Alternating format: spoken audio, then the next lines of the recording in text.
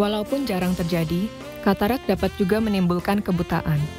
Hal ini disebabkan karena lensa yang keruh dapat menghalangi pemeriksaan dokter untuk bagian dalam mata yang lain, seperti misalnya perubahan keadaan pada retina atau kerusakan syaraf mata meneruskan perintah dari mata ke otak, sehingga menyebabkan kebutaan pada mata. Agar semua hal tersebut tidak terjadi, bagaimana cara pencegahannya?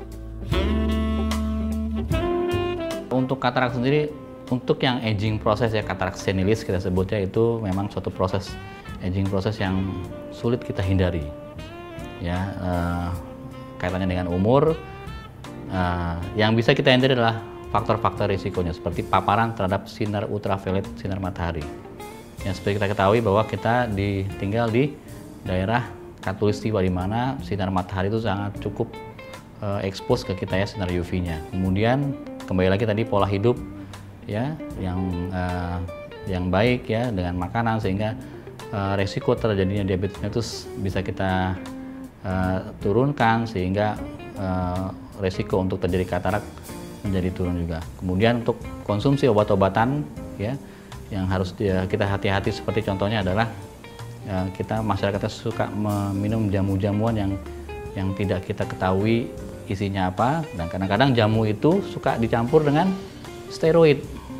Nah, itu yang menyebabkan dalam penggunaan steroid dalam jangka waktu lama bisa menyebabkan terjadi katarak.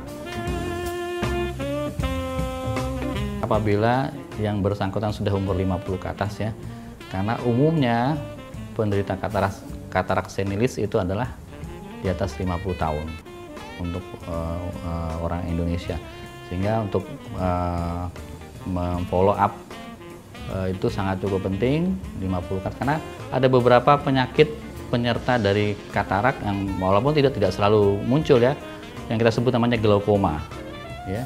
Glaukoma adalah suatu penyakit mata di mana terjadi peningkatan tekanan intraokuler atau tekanan bola mata yang dapat merusak saraf mata.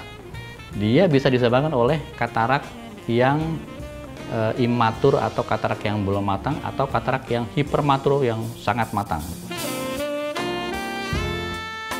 Tidak setiap katarak akan timbul glaukoma, tapi kalau sudah kita diagnosa itu katarak, kita harus hati-hati, harus dilakukan pemeriksaan secara periodik ya, supaya tidak muncul komplikasi lain glaukoma. Karena sudah timbul glaukoma yang stadium lanjut atau advanced stage, walaupun kita operasi kataraknya, dia tidak akan memperbaiki penglihatannya.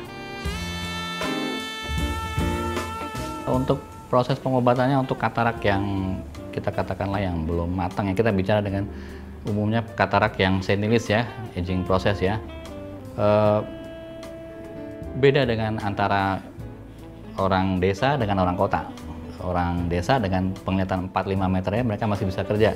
Tapi kalau orang yang di kota, apalagi yang di kantoran, dia udah penglihatannya tinggal 10 meter ya, itu dia merasa terganggu.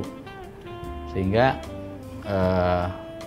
pencegahannya ya dengan pemberian obat-obatan itu juga hanya untuk menghambat progresivitasnya. Sampai saat ini pengobatan untuk katarak masih tetap kepada tindakan operatif.